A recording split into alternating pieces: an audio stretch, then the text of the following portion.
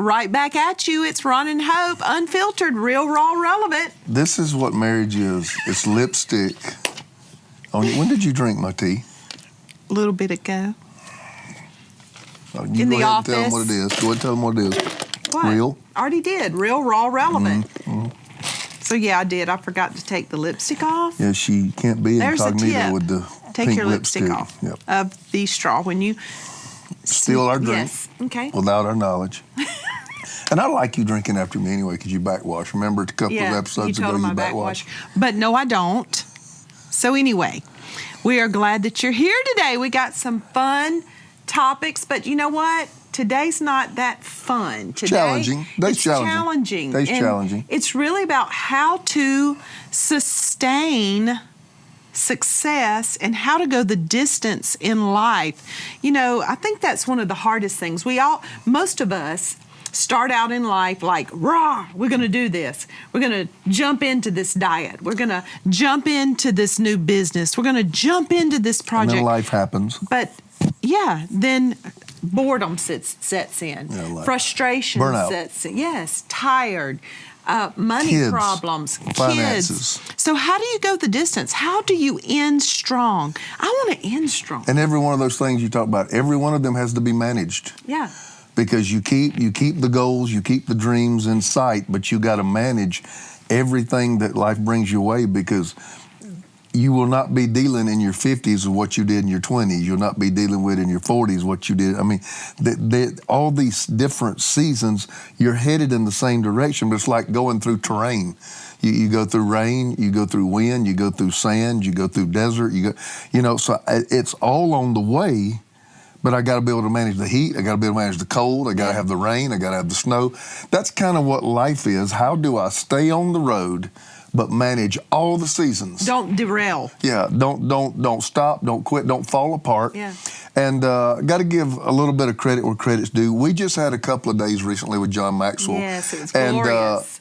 And he talked about some of these things in a way where it would be really slanted to lead pastors. We don't want to do that. No. We want to take and we want to rework it and put our own wording into it to just talk about life in general. It's easier to get married than stay married. Than to stay married. Okay, here's what I used to say years ago. That's what we're talking about. Wonderful friend, and in some ways a mentor of mine, Bishop Tony Miller, who's gone on to be with the Lord. He made this statement back in the 90s. I'll never forget it. I've quoted it 1,000 times. It's easier to obtain than it is to maintain. Yeah, so true. It's easier to obtain. And I've used this analogy. You got people in the Hall of Fame. You got people who win the Oscars. You got people with a PhD. The people with PhDs, they didn't go to class one time. They went to class over and over and over again for many, many years. And after they sustained it, their goal was met. A person who's in the Hall of Fame, they didn't hit a home run one time. Right. They hit a home run over and over and over again over a 15-year period. Very consistent. So that's a little bit about what we're aiming is not the flash in the pan life, not life was good in my 30s, but it sucks now, you know. But we are seeing, baby doll, especially in ministry, we see people that are actually ministers, and then we see people that are actually in our churches, in our flock. We see people coming off the rails. Yeah. We see people taking hard falls. We have had our own cup of sorrow touch our house when we woke up the next morning and knew if anything would ever be the same again. And so these will chop you down a notch, chop you down to a stump. We call it when life happens. Yeah, that's when life happens. And so we're not talking to you out of something we got out of a book. We're talking to you out of many experiences with people that we love. Right. And then we're talking to you some even out of our own experiences, how by the grace and the mercy of Almighty God, even in the most difficult of circumstances that happen in our life, our family, our marriage, somehow God let us keep the wheels on the rails, and we're still moving this day. So what are the underlying qualities that help you keep going when life happens and when you do get derailed? Because I think we got to just hit that myth that you can go through life and life never touches you. You can go through life and you never have bumps in the road. You can go through life where tribulation and trial doesn't hit your house. I just don't believe that's even realistic to think. Jesus talked about that. In Matthew 7, he said there's two houses. He said there's a man that builds on the sand. He said there's a man that builds on the rock. Nobody knows what the house is built on because you can't see it. All you see is cosmetics. All you see is structure. And cosmetically and structurally, both these houses look fine. Yeah, it didn't talk about the house, what it looked like. Exactly. Just talk about the foundation. But the man who heard the word, but he don't pay any attention, that's sand. Yeah. The man who hears and does the word, it becomes his lifestyle, it becomes his faith, says he built his on the rock. And here's another thing. Neither were exempt from storms. Neither. So just because you got saved, just because you got saved on Easter and everything has not been fixed in your life. Right. Just because you've accepted Christ, nobody is exempt from storms. My storm may not be yours, but everybody's going to have them. It's not an issue or a question of whether or not you're going to have a storm. It's a question of whether or not you'll be standing when the storm is past. Can you get back up? Though a righteous man falls 7 times, but he gets back up. What makes him righteous? Not the fact that he didn't fall, that he failed, but that he got back up every time. I saw Michael Jordan had a quote a while back. He said, I failed, and I failed. So and he said, that's why I succeeded. That's so good. I thought that was so powerful.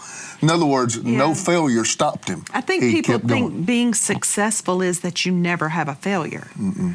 And that's just not true. And we talked about the quote from Bill Gates to talk about Bill Gates. I don't know anything about Bill Gates, so don't judge me on that. I'm just it's obvious he's a brilliant man. He said this. He said, "Success is a lousy teacher." That's a powerful statement from one of the richest men in the world. He said it's a lousy teacher. He said because it trains you that you can't lose. And I've probably experienced that. There was a day where God was so good to redemption. Mm-hmm. It was like everything turned to gold. If we did it, it succeeded. I didn't think that was me. But we just, as a people, it was a strong thing God had built, and no matter what community effort, it was just. And I remember we built an Imagine Center, $5.7 million, because I just wanted to keep creating community. We had all these big events, were Christmas events and July the 4th events, and we were just that church that was serving the community. Well, I wanted another place, and we did that in 2009. Well, 2010, the recession hit. Yeah.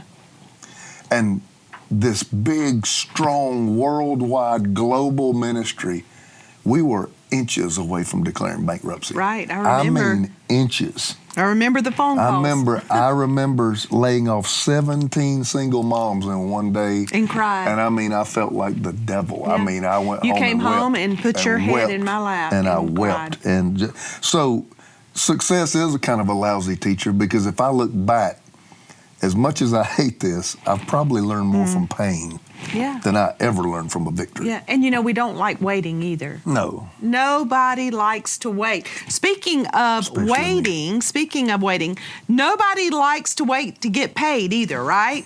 Who likes to wait on their paycheck? I don't. Listen, especially when you got bills due. You got bills, I got bills, all God's children got bills. Mm-hmm. And nobody likes to wait on a paycheck. Well, the good thing is there's Chime. Listen, I would not tell you about things that I am not an advocate for. Chime is amazing. Listen, you can get your paycheck up to 2 days early. Don't that make you want to do a happy dance? I know. It's just amazing. 2 days early. All our technicians in the room are looking at you like, we want to do that. Yeah, I want to do that. Mm-hmm. With their direct deposit. Listen, Chime is more about, it's more than just getting your paycheck early, though, which is like enough, right? But it's also an award-winning mobile app, Ron, for checking accounts, debit cards, and an optional savings account. It's like a whole financial hub for you. It's like a little financial management center. It really is. It's so good for young couples, for young people who really need accountability for managing their finances, getting their paycheck early. So, what are you waiting for? Hopefully not your paycheck, right? So get started today with Chime. Applying for a free account takes less than 2 to 3 minutes, literally 2 to 3 minutes. So get started today at chime.com/Ron and Hope. Say it again. Say it again. That's chime.com/Ron and Hope. All right. Talking about sustainable success, talking about two houses, talking about both of them have the storms, but one house is able to sustain the storms, and one house gets wiped out. Let's just throw 2 or 3 things out there. Stay with us, because actually these are not deep. Pardon me, but we talked about, before we started the podcast with it, I said this is going to be challenging. Throw the first one out there. The first step to sustaining success. I want to end well. I don't want to come off the rails. I don't want my life and family to fall apart. I don't want to be debilitated in my later years. How do we do that? I tell you what, I'll take the first one. Okay. I think we need to be self-aware. I talked about this with both staffs yesterday on both coasts, to be self-aware. That's so hard. Define that. Do you understand how hard that is? Very hard. To look at yourself in the mirror and say, you suck, or you're lazy, or you have no discipline. You know, we have self-talk, so we want to talk to ourselves, and we even tell ourselves how awesome we are. You've got pop psychology to say good things to yourself. Yeah. Speak tell yourself good positive things. affirmations all the time. And I believe in it. We believe in it. It's faith. But when I'm talking about, I'm looking at you, right? This camera right here. To be self-aware basically means, do you know you? Do you have honest conversations with yourself? And most people, I'm just going to tell you, do not. And that is hard to do, even somebody who is aware of it and tries to. It is hard to have honest conversations with yourself, because let me tell you why. We judge ourselves on intention, but we judge everybody else on action. Yeah, we do. So we judge everybody else on what really happened, but we want everybody to judge us. Well, it was in my heart, you know. Yeah, it's even like saying, well, God, I want you to get them, but God, I want you to give me mercy. Yeah. God, give me mercy, but make them pay. Yep. It's kind of the way we are about being self-aware. Self-aware means you got to be honest with yourself. I'm 53. You look good, though. Thank you. I'll take that right now. Anything now like that, I'll take it. I'm very aware that you look good. You need to quit rubbing me like that. Anyway, 53 years old. I'm not proud of this. I probably, mid-40s, last 7 or 8 years, have probably had the most real conversations with Ron. Are you honest about your blind spots? Okay. Honest about, these are my dominant strengths and these are my dominant weaknesses. Are you honest with yourself about what it's like to work with you? What is it like to be on a team with you? Now, what is it really like? What is it really like to be your friend? Is it a weight? Is it a drain? And these are not conversations where people are having to call you out. This is the way you talk to yourself. Yeah. That's self-awareness. Yeah. I believe great leaders are self-aware. Putting yourself in their shoes. Exactly right. And I've always said this, have these kind of conversations with yourself so somebody else doesn't have to. Oh, that's so good. So somebody else doesn't have to embarrass you. Yeah, so somebody else doesn't have to call you out. So you're honest with yourself. So just let me give a few examples. In my own life, I communicate to millions now. So in my mind, okay, God's given me some gifts, and over time, God's helped me to become an effective communicator. But people in the office get frustrated with me because I don't communicate well. I'm not good with emails. I'm not good with timely responses. Now, 10 years ago, I don't know that I'd admitted that. I would have said something like this. Well, you don't know my schedule. Wait a minute. Yeah, that's right. Take it. Do it. What now? What'd you just say? I'm not good at what? I'm very adept at computer skills, and I'm great one-on-one with people. Are you good with emails? No. No, I'm not. Do you get back with people real good? You're better, Ron. I respond. You are. I respond, but I'm not turn timely. this off. I was I'm trying not to get all timely now. the good stuff. No, you're not going to get me on video and hold it against me. Make me give you money. But Ron, you have gotten better. I know. That's what I'm talking about. I've been self-aware. I've had Yes. honest conversations. But what 10 years ago, if I would have told myself, well, nobody's as busy as I am. Right. No, I would have defended. Justified. I would have defended or justified that behavior. But the fact is, I need to be a more effective communicator because it frustrates everybody when it's in my mind. Yeah. And I think because it's in my mind, it's in theirs. Yeah. And so I've had to learn these things that I do not like are important to effective and efficient running of a ministry. And so I've come to the place, I'm not good at this. I'm not good at this. I'm pretty good at this. I'm not good with ideas. I don't know why. I don't know why God let me lead a ministry, because usually great leaders have great ideas. I usually am not the idea guy, Hope. Somebody else in the room has the idea. Then I'm an implementer. Yeah. I'm good. You can put it in its yes, right I can. place. I can put feet to it. Yeah. You give me an idea, I can put feet to it. Yeah. But I usually don't come up with the idea. Yeah. And if Thank you put, God for a good team. Yeah, if you put me in a think tank room, I probably don't contribute much. But when somebody comes up with a great idea, I can have that thing rolling in a week. Yeah, you're good so I at have that. to understand these are my strengths, these are my weaknesses. Self-aware. I had to learn with you that you can win an argument and still lose. That's so good. When we used to argue, I didn't want to quit till I was right. Or you knew you were right. You just wanted me to say you were right. But I mean, now I realize that's not. But you lost. I realize that's not necessarily a strength that I can win an argument. Right. It may be a great weakness because sometimes it just don't It's matter. not worth it. It just don't matter. It's not worth it. And I unfortunately, I wish I could say 28 and 35 and 37, I knew these things. But just knowing what we went through and our timeline, probably I think this mid this to early helps. 40. This color right here. Are you even listening to anything I that I'm saying? am, but I'm so enamored by how good you look What's with that? your Is it silver? 53 and this silver fox right here. I think silver fox You told me the other day it was white. equals wisdom. Okay. So y'all listening, y'all don't have the gray yet. I'm trying to be real, raw, and relevant. She's I'm over being here real. Doing this right here. Okay. But self-aware. What would you say? Okay, I've been honest. Yeah. I've told about 3 or 4 areas of my life where I stink. Okay, what's the place where you've had to become self-aware? Meanie? Let me help you. Meanie. I can't think of any right now. You can't think of any dominant weaknesses. Maybe that's your dominant weakness. That you can't think of any dominant weakness. No, I have plenty, actually. I have a notebook of my weaknesses that I work on.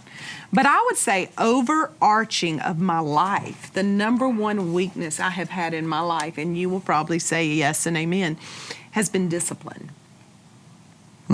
Yeah. I would say that had been, because I am very creative, artsy. I was a musician, singer, and just, the happy-go-lucky, You were a wanna free spirit. flow, You were a free spirit. Just what am I going to do today? And what do I want to exercise in the morning or in the afternoon? Do I want to exercise at all? What do I feel today? So I think And you married Mr. Structure. Yes. Ooh, that was a conflict waiting to happen. But I think in my life, I embraced that was who I was and did not want to work on discipline Instead of an area of change. Instead of an area of change. And so over my life, I have tried to become, even like, okay, time I'm getting up, this is when I'm going into the office. You have changed that. And You've changed a lot in that. I have become more disciplined. Yes, you have. The older I've become. Well, let me ask you. Can I ask you another question? Yeah. And I don't even know the answer to this. I'm asking you because you're going down a good road here. When did you start challenging yourself in that area? So when did you come aware? You know what? I don't need to justify when my life this. fell apart. Okay, mid-40s, Early 40s. 40s, when I was like, you know what? Clearly, what I have been doing Ain't working. is not working. So I had to back all the way up and really evaluate, how people who say, well, that's just my personality. just because it's your personality at that point I doesn't probably mean heard you say that back in those days. That's what God wants you to be. I believe our personality develops from the way we were raised, our experiences. The fruit of the Spirit. Yeah, what you put in you, who you surround yourself with. So you can't use that excuse. So I had to back up and say, who really am I? Who is Hope? And where is Hope weak? Where am I missing the mark, of the call of God on my life? And I had to say, what do I need to start doing and what do I need to stop doing to be everything that God's called me to be? Where did you find the power to change? Because being aware and journaling things, and it still is not change. No. It ain't change till you change it. So a lot of people say, okay, I've done the reflective part. I've done the introspection. I had to hate where I was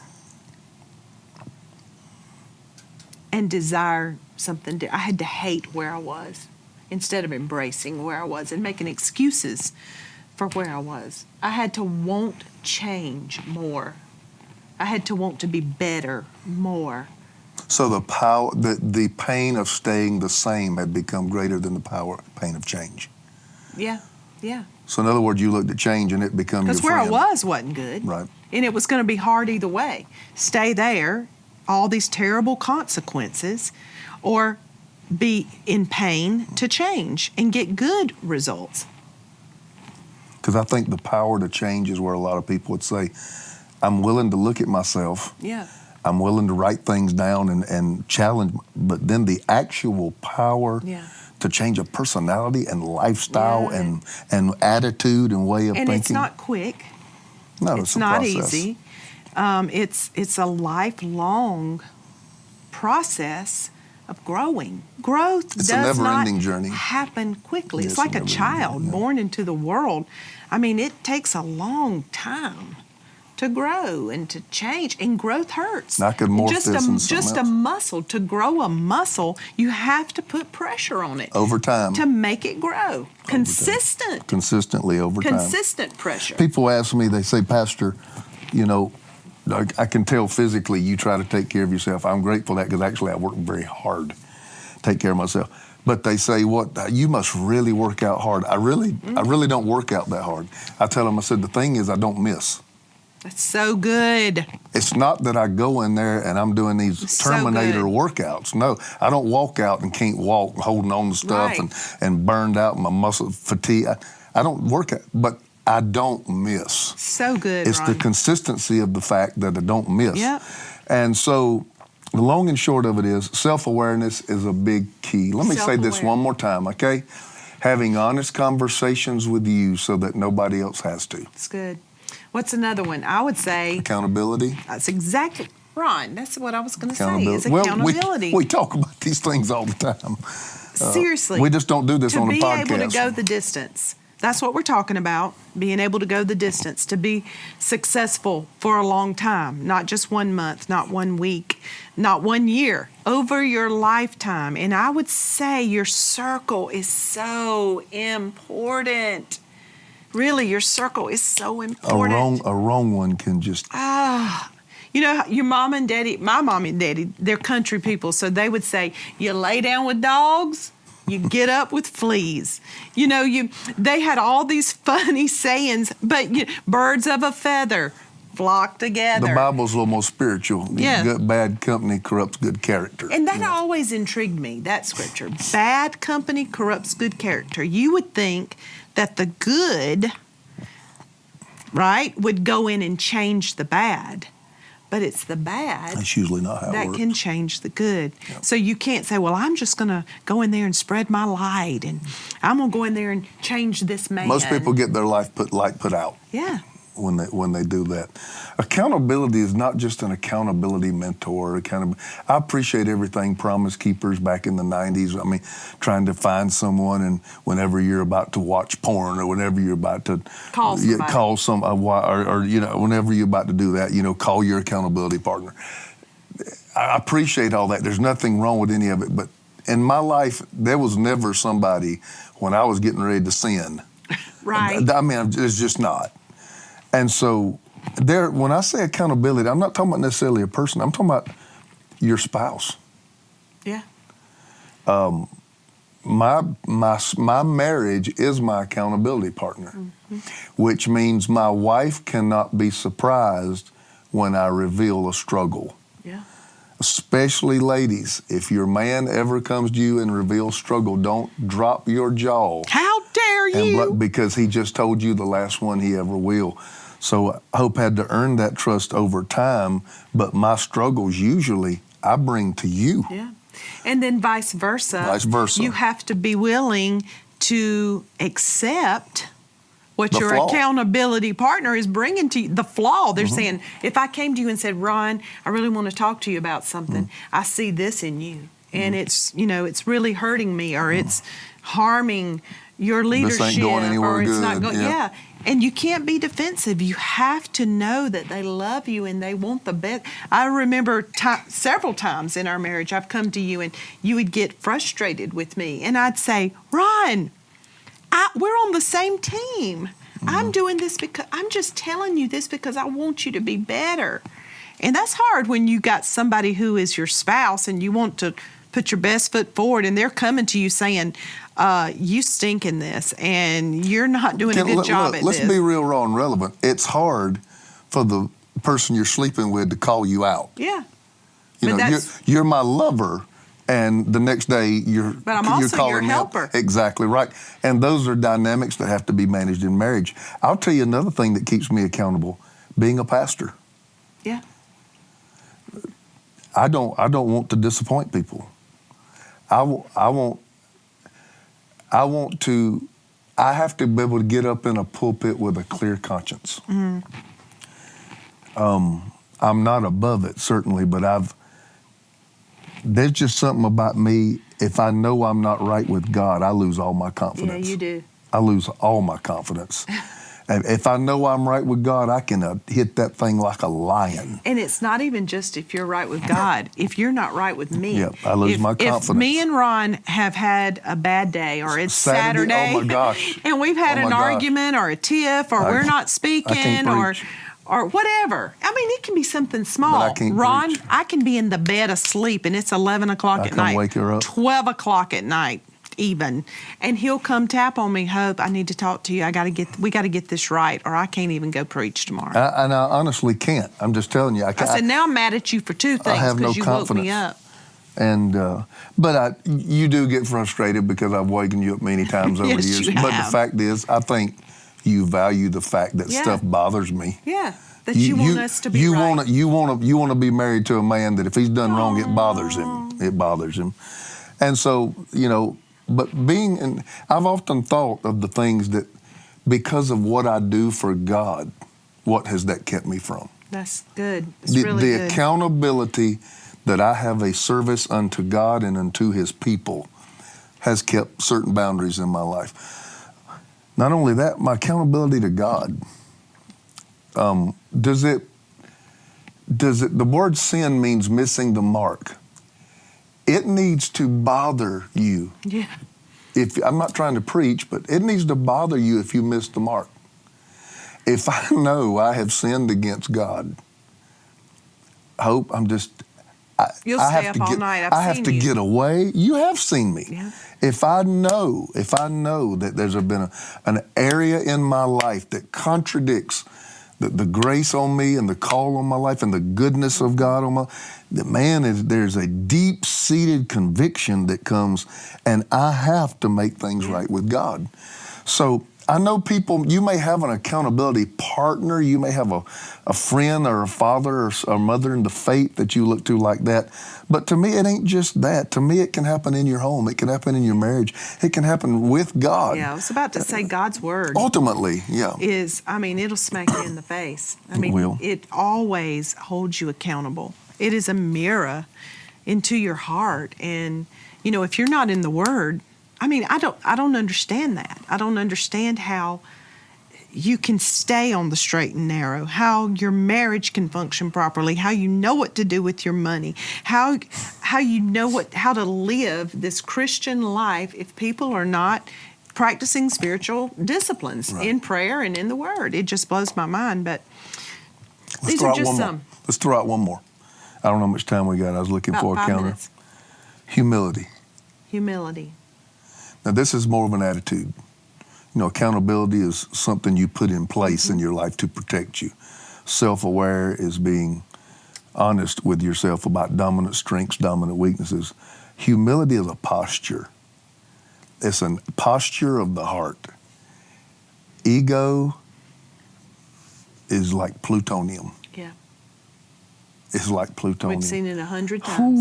Ooh. When it gets to be me, myself, and I, and what about me?